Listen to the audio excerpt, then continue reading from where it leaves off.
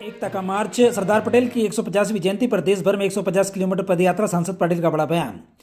भारत के लौह पुरुष सरदार वल्लभ भाई पटेल की 150वीं जयंती पर प्रधानमंत्री नरेंद्र मोदी ने एक ऐतिहासिक पहल की है।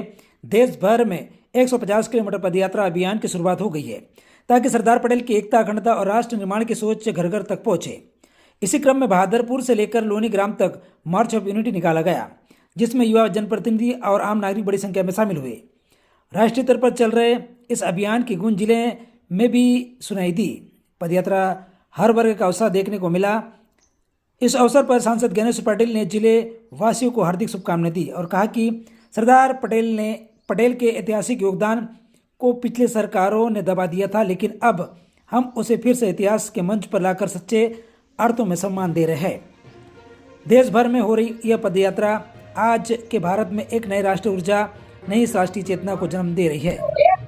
सरदार वल्लभ भाई पटेल जी की 150वीं जयंती को पूरे देश के अंदर देश के श्री प्रधानमंत्री माननीय मोदी जी ने धूमधाम के साथ मनाने का निर्णय किया है और जन जन तक सरदार वल्लभ भाई पटेल जी के विचारों को पहुंचाना इस यात्रा का उद्देश्य है। और देश भरे में सारे संसदीय क्षेत्र में 3-3 दिन एक गांव से दूसरे गांव 8-8, 10 किलोमीटर तक के पैदल सारे एकता के भाव के साथ चलकर उनके संदेश को पहुंचाना। पूरे देश के अंदर 150 किलोमीटर की पदयात्रा का भी आयोजन किया गया है, जिसमें पूरे देश के सभी अलग अलग हिस्सों से उस यात्रा में लोग सम्मिलित हो गए और इस 150वीं जयंती को पूरे धूमधाम के साथ मनाकर सरदार वल्लभ भाई पटेल के जो ऐतिहासिक निर्णय है, उन ऐतिहासिक निर्णयों को इतिहास के पन्नों में दबा के रखने का काम अभी तक हुआ, लेकिन वो सारे ऐतिहासिक कामों को जन जन तक पहुंचाने का काम इस यात्रा के माध्यम से सारे समाज जनों को